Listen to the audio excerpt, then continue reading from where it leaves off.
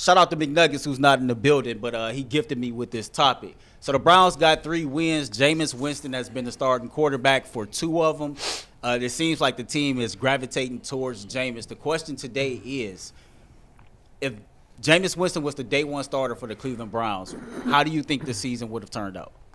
I think they'd still be in the race. I mean, I don't know. One or 2 more wins would have you in the race. Which is why I say I think they'd still be in the race. Obviously, he's played a lot better. He's played pretty good to very good in 3 of the 4 games that he's played. So, yeah, I mean, would they have another win or 2? Yeah, I think there's a reasonable chance. I mean, you never know for sure. But to be, there was never a consideration to play him. It wasn't like they were ever considering. And we still have to remember that he was the starting quarterback for the 21-point loss to the Saints. Now, I don't know if we can put that on him. He threw for 395 yards. Yeah, so who knows? But it's still possible for them to, as a team, underperform, even though the quarterback play is better. Right, because the defense has been inconsistent this year. Yeah. Now, some of that, I think, is effort, and some of that goes to the fact that you feel like you have no chance when Deshaun Watson's in there. I think you get about 2 more wins. I think you would have about 5 wins so far. Well, at 5 and 6, you're in there. You're in there. You are in there. Yeah, I think you. I mean, the Broncos have played really well. They're 7-5, and they're the last seed. So I thought for a while, we thought for a while maybe the last seed would be 9 wins. I don't know now. You're probably going to need to win 10 games to get to the playoffs. Most likely. We thought that Which was the Browns number at can't the beginning do of the this year. point. But no, had they the been best 5, they can do is get the 9 and 8. Had they been 5 and 6, that would have still been doable. I was just trying to refresh my memory and go back and look, and they probably beat the Giants. Yeah. You could say they beat the Eagles. Raiders, Deshaun didn't play poorly against the Raiders. Right, yeah. So that wasn't a quarterback game. But easily this team has. Plus, there was just a confidence level that was lacking. That's what I thought, too. And the effort. I've talked to guys who felt like going into the Dallas game, going all the way back to the opener, they felt like we knew we were not ready. That game went about as how we thought it was going to go. Right. And same with the Washington game, really, where there was guys who felt like it wasn't going to end well. And that was the game that surprised me the most, was the Washington game. Yeah. Mm-hmm. Let me just read you, Earl, I'm just going to read this. I saw this morning right before we went on the air. Albert Breer does the Monday, it used to be Peter King, now Albert Breer does the Monday morning quarterback. And he said a bunch of things, some of which we'll talk about in the next couple of days. But I just wanted to read what Albert Breer said, because he talked about the coaching staff and the GM, but he talked about quarterback. He said, the plan going forward isn't the same as it has been. Until now, the Browns have built the quarterback room to support Watson. This year, though, they'll look through the draft and or the veteran market to add competition to the room. This is Albert Breer saying what he's heard. Competition to the room for Watson, not necessarily for Winston. He doesn't even mention Winston. So, and then he says, so while the likelihood, because of the injury and the contract, is Watson will be back, the Browns are going to look to do more than just stopgap the backup spot. So Albert Breer's talking as if Watson's still in the mix next year. Well, that's delusional. They have to say that, but I don't think he's. I mean, maybe I'm wrong. Yeah, I don't think he's actually the day one starter. I'm a step on it. You're going to lose fan base if you bring that guy back out next year. If that's true, that's you're going to insane. lose fan base. I'm a step on this right now. Stop it, bro. It's not happening, bro. And listen, I'm Mr. 4500. You can't tell me that you watch 4 or 5 games or 3 games or whatever with Jameis Winston, and the dude is throwing for 400 yards. My question to everybody who's thinking like this: what is the difference between looking at one person and they was giving you 150, but another person comes out and gives you 300 against the Ravens? 400. The numbers don't lie. It's the same receivers. I don't even think it's just the numbers, G. I think there's more to it than that. And go back further. Go back to Flacco, because I think it's noticeable that you have Flacco and then Watson. I agree. And then Winston. Yeah. With Flacco and Winston, it wasn't just the numbers, and it's not just the numbers, which obviously were better with Flacco and are better with Winston. Clearly. It's also just, you watch just the energy of the offense, watching the team play with those 2 quarterbacks. The offense has life. It has rhythm. Not every moment, not every drive, not even every game necessarily, but most of them. Yeah, I agree. And there's just there's a confidence level that the guys played with Flacco and are playing with Winston that we never saw with Watson. I just told you. I talked to guys who said going to the Dallas game, they knew they were screwed. They knew they were screwed. Yeah. Going into the Dallas game. Same with Washington. Based on the week, like, this is not going to go well. And how often do you hear teams ever say that? The thing is, when you watch the All-22 and when you look at the film, and every single week, Earl said something. We was on the barbershop. He was like, man, I found myself trying to look for something. I'm looking for something to be like, okay, was that good? Or right. Was it that bad? Yeah. Or how good? Was it crazy bad?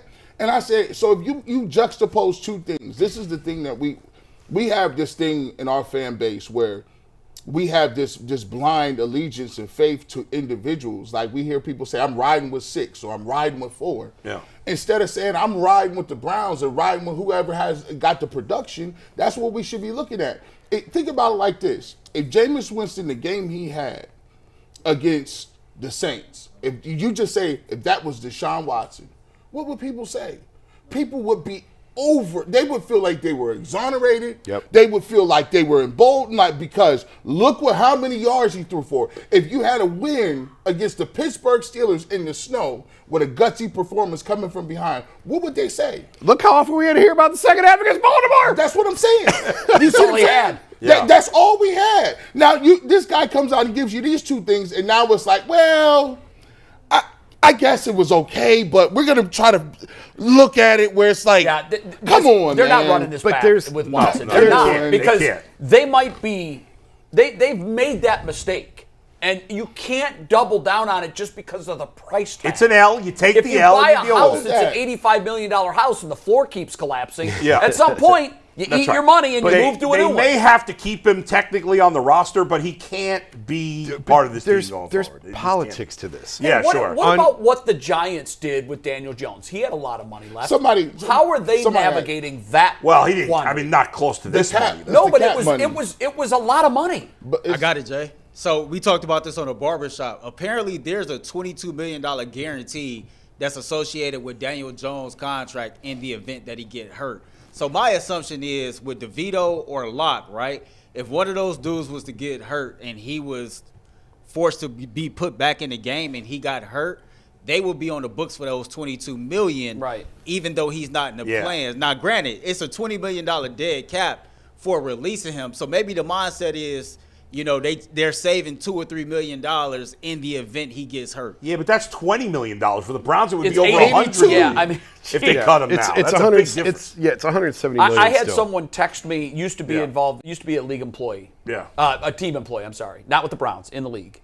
Still follows the game very closely. He texted me, he said, if you think the contract was bad now, if you're thinking it's bad now, wait until the next 2 years, when the pain of that deal is going to hit you square between the eyes. That's what I'm saying. And if you keep him on the roster, you can keep shoving. That's why. And that's why they got to technically keep him on the roster, but you can't have him really be there. Like what I started to say was there's politics to this. And on November 25th, there's no point in coming out and saying he's not going to be the starter next year when he's still rehabbing. He's still under contract for 2 more years. I'll go back to what Andrew Berry said about Baker Mayfield. He's our quarterback until he wasn't. Right. And I mean, the Guardians kept saying like Miles Straw is going to have to compete for his job. What happened to Miles Straw? He spent the entire year in the minors. Right. So when you're saying you're bringing in competition, what you're really saying is he's not going to be the guy, but we can't tell you that on November 25th because it serves no purpose. Yeah.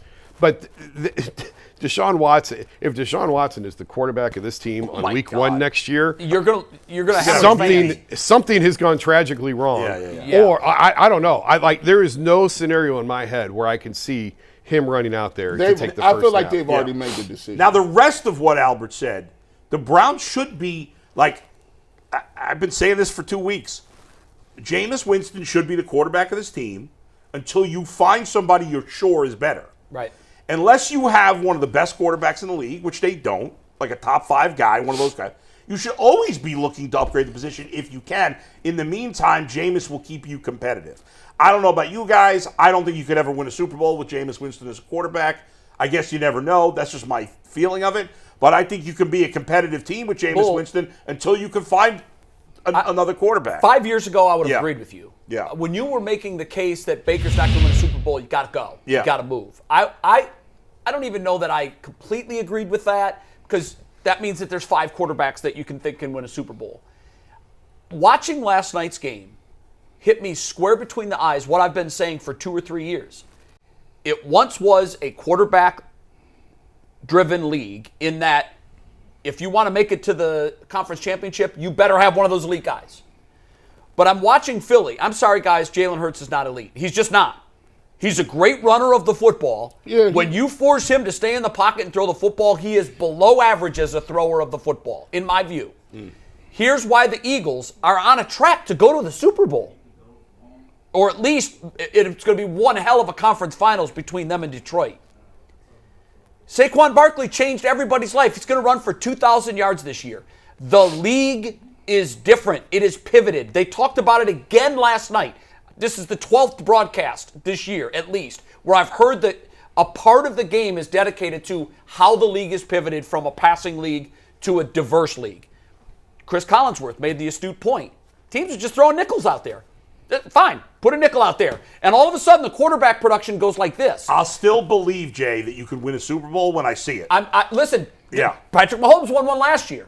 It was different. The way they won it was different. It's still always going to be to your advantage to have one of your guys. Yeah. I'll never disagree with that. That was the case when in the 80s with Marino and all of those guys. Sure.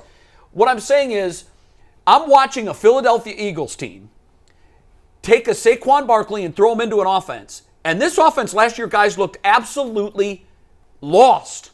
True. I mean, they lost to the second half of the year. to the Buccaneers. Well, they were like 1-7 or whatever. They But lost 2 to the years Buccaneers ago, they in went to the playoffs. Super Bowl with the same. I agree. Without but Barkley. what they did, the difference that they made, was they said, okay, we need a ground attack. We need a legitimate ground attack. It will help our passing game, and it will make our team better. They, to me, last night, the Rams aren't a great team, but they're not a terrible team. They went up and down the field on the Rams all night long. Yeah. Saquon Barkley ran for 255. It was a Barkley night. Yeah. I just believe, and Nick Chubb may be in the twilight of his career now, so it's unfortunate. Nick Chubb, born 4 years later, if Nick Chubb was coming out of school or maybe 1 or 2 years in now, they even talked about the value of running backs. I think Tirico made the point. We got to a point where we'd really devalued running backs. And Collinsworth chimed in, and the league has rethought that. And we are where we are. Yeah, I don't think the league has rethought that because Look at Barkley. But you can't rely. Like Barkley hasn't been great for 4 years. No, you can't rely on running backs from year to year. But Bull, I think would the it reason surprise he you hasn't if been Barkley great, wasn't great next year? No, Wouldn't not at surprise all. me. Because here's what I'm learning from watching the NFL. It's like a Rubik's Cube, but the Rubik's Cube has a brain.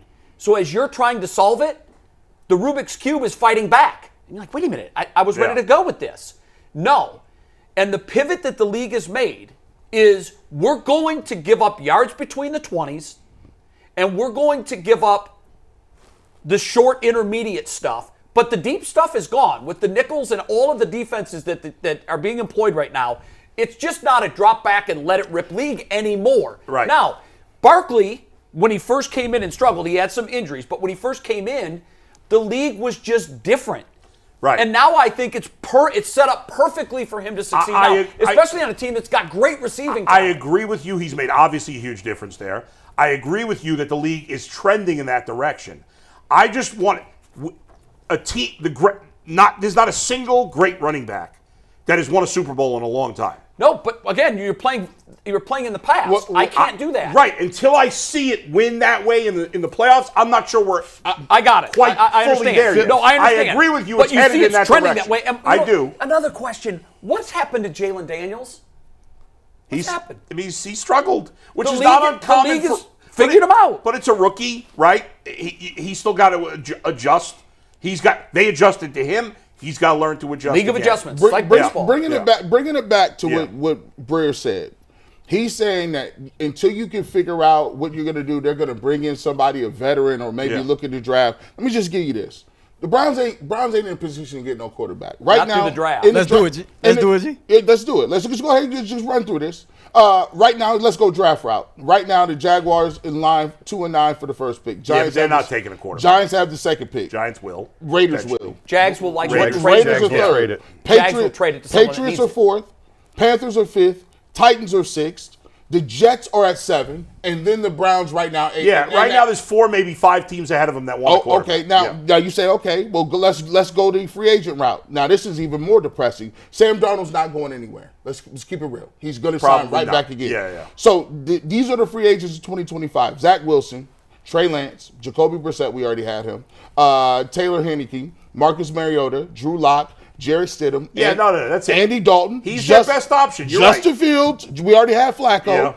Yeah. Mac Jones, Carson Wentz, Jimmy Garoppolo, Case Keenum. We already had him. Mason Rudolph, Easton Stick, Cooper Rush, Josh Dobbs. We already had him. Brandon Allen, Nick Mullins, Kyle Trask, Josh Johnson, Kyle Allen again. Had Josh Johnson? Yeah, we had Josh Johnson, Judge Driscoll. We had him too. Yeah. Shane Buechele, Sam Ellinger, and Tommy DeVito. Don't forget Daniel Jones. Daniel Jones. Those are your names. No. Here's what's wrong with that theory. Yeah. That's assuming all great quarterbacks come in the top 8 spots. Where was Patrick Mahomes drafted? Oh, Yeah. you wish it on the star then. That means No, but what he's saying is in that a short draft, you have enough there may be 4 quarterbacks drafted before the Browns even pick. But here's what I'm going to tell you about that. What's wrong with that theory? Go all the way to Mr. Irrelevant. Talent can be found in the first round, in the second round, in the third round. But you have faith in this team finding it? What's the likelihood of that? Misses at the top of the draft, Absolutely, as there are hits. But wait a second. The reality still is that the majority of the good quarterbacks in the league were at least top 35 picks. Well, I will give you that. Yeah. But the point that I'm making is, if you block your mind, what success have the Browns had drafting quarterbacks early? None. Anybody? They've had none early or late. To be fair, they haven't drafted a lot early. I mean, Baker took them to a playoff game. Yeah. Everybody else, they drafted a lot of quarterbacks in the first round. Brady Quinn, Brandon Weeden. Where was Manziel drafted? Second round? First. First, okay. Yeah. First round. Look at the guy. Our highway is littered with guys that we drafted in the first round.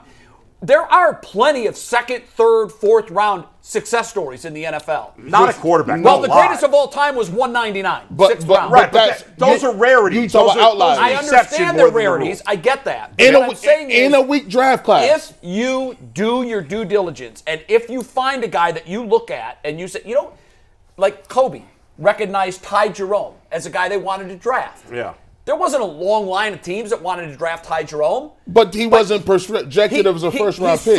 No, I know. But what I'm saying is he's very serviceable in the league today. We can't close our mind to the idea that you might find a guy in round 3. Of course, but you're more likely to find a guy in round 1. Agreed. So, yeah, could they find a guy in round 3? Yeah, but there's no obvious better. Now, Jameis Winston is a free agent, too, because he's only signed a 1-year deal.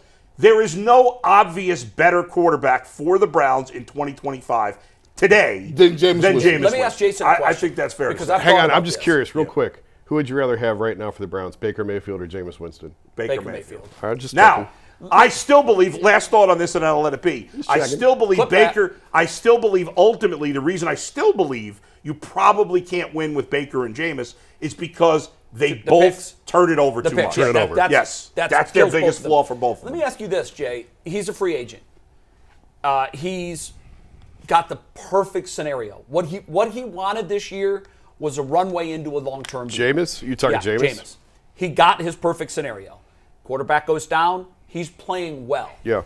It's kind of I saw that the Guardians just re-signed Tristan McKenzie, a very nominal deal. You had told us that the ink was ready to be put onto the contract. $2 million, I think he's getting. $2 million, as opposed to a long-term, multi million, tens of millions of dollars. Yep. Gone, out. He got hurt. Sometimes it works to both teams' advantage. They don't want Jameis Winston to hit the free market. They do not. Because right now, he is their best option. I'm sorry, that's the way it is. You think he's going to get a long-term deal from somebody? Well, it just takes one of the other 31 to say we need him. We take him. I like what we see from him, and it ratchets the price up. What I'm asking is there a scenario where the Browns say, before the market gets white hot, we're gonna extend an offer to control the price? The only thing I could say is what I said last week. to this point, and maybe this changes based on the way that he played the other night, and we'll see what he does the rest of the way, they have not shown an inclination to believe that Jameis is any sort of solution, short-term or long-term. They've never viewed him that way. They tried trading him at the end of training camp. The obvious question they is, demoted if him not to third Jameis, string. then who? Well, I don't know. Through the draft, And I don't so know. you got a hand in the bird, I'm bird not in the saying- hand, I'm not saying and one in they're- the bush. I'm not saying they're right or wrong. I'm saying if you're asking me, are they going to sign him long term? I'm telling you, I don't think so. Well, because they've never shown an inclination to have any sort of long term. If they do not sign Jameis Winston, it will be catastrophic. Because your alternative is, if you don't find Go find another one. If you don't find another person who is more accomplished or better than him, guess what your alternative is? The same guy we were talking about a segment ago coming back playing. Y'all want that? Yeah. No, but so if we got to come to a conclusion. For me, either we want to see 4 back, because that's the most economical way that they're going to make this work. Right. And can you imagine if Jameis Winston is not here to say, okay, well, he's better than him? What if they bring in some other guy and you're looking around and it's a competition? If I were the Browns, I would wait till the end of the season. And then if things continue in a positive manner, I would then sign him at the end of the. Why do I have to sign him now? But why? Because But they're look the at that only list team of that can people. talk to him now. So But the list. wait So a second. The season ends in January. Right. But you don't become a free agent until March. So let me ask you for this: 2 months. on the list of people that If he goes that way, then there's the risk of injury is gone. So there's no risk for him. Right now, the risk for him is, what if I get hurt? the list of people. I just don't believe there's going to be people knocking down his door for a long-term I'm asking you a deal. question. From the list of people that we've seen, who's raising their stock to a point where you're saying, I'll take that guy over Jameis? I'll say what I said last week. You're going through a messy divorce. There's no need to rush into another marriage with Piper on the pole. Then when the music stops, you might still be So standing. here's my thing, though. Because you saw the free agent class that's coming out. It's crazy. But if you saw it, right, all those other guys, some of them aren't even playing. Do you guys agree that Jameis is the most attractive guy to hit free agency next year? Out of the list that you just read? He's the number one guy on that list. I like him more than anybody else on that list. And I just don't buy any of those. I don't buy any of those guys, including Jameis, are getting some big contract in the offseason. Yeah, I don't. So I think that if they wait till January to sign him, they'll be able to sign him. I would not be rushing into a long-term deal. What is the benefit of waiting till January? I want to see more because this is a guy who in his career has been at best inconsistent. Okay. So now I'm supposed to say that 3 good games out of 4, I wipe away everything else he's done in his career. That doesn't make It's about the alternative. I just think it's about the alternative. He's always going to be better than Kyle Trask. He's always going to be better than Shane Buechele or Sam Ehlinger. He's always going to be better than those guys. Yeah, but regardless. there may be a guy, I don't know that I want – how many years do you want to give him? I want to give him 2 with an option. I mean – I don't see any harm in waiting till the end of the season. I'll give him a 2-year deal, but I will wait till the end of the year. I think I'm with Bull on this. There's no reason for the Cleveland Browns to rush this situation. And not only that, there's something about Jameis is hungry. He's playing for something. And I'm not saying Jameis is built the type of way as soon as he get his bread, he get his contract, that he takes his foot off the gas. I'm just saying there's something to be said about a guy who's knowing he's out here playing for something. No, I agree with that, but the risk is it's a calculated risk for both sides. The Browns are saying he's clearly going to be the most attractive free agent at the most coveted position in the league. What if he plays like crap the rest of the year? Well, listen. And now you signed him to a 2-year deal. Well, wow, we got a guy right now that we signed to a 5-year. I know, but that's already done. Why do you want to? I know, that's Joel, it's complicating about the mistakes. alternative. I just don't know who you're going to. But I'm just saying. You guys think there's some threat of him leaving? No, I think if the Browns want him, they could sign him. So here's the thing. It's all about predicting the stock market, right? It's all about whether you believe projecting forward, whether you believe the market is going up or down. All it takes is one team to say, you know what, we didn't get our pick of quarterbacks in these young market. We have the. But it's going to be settled before that. But watch this. They have the cap space. We are in. We are in the purgatory. You say if they don't get their quarterback, the draft is in April. Jameis Winston will be signed before then, by one team or another. But what I'm saying to you is there is an option where a team is picking and they're saying, okay, either we got a quarterback that we want somebody to start now, or we feel like Jameis Winston was a better option for those. What if the for Raiders, us? when the season's over, said we'll give them 3 years, $45 million, which, by the way, is cheap for a quarterback. But now the Browns are saying, oh hell, we don't have that room on our sheet. I just don't. I don't believe that would be the case. That wouldn't make much sense to me for the Raiders. Why not? Because I just That's a Raiders-like move if I've ever heard. Ultimately, don't look at. I mean, they're probably gonna draft a quarterback. Watch this. Yeah, they're going to draft a quarterback, but if you're going to draft a quarterback, why would you pay Jameis 3 years, $45 million? Well, I think the Falcons did it with Kirk Cousins. Kirk Cousins is way better than Jameis Winston. But hold on. I mean, look at their numbers. Is he?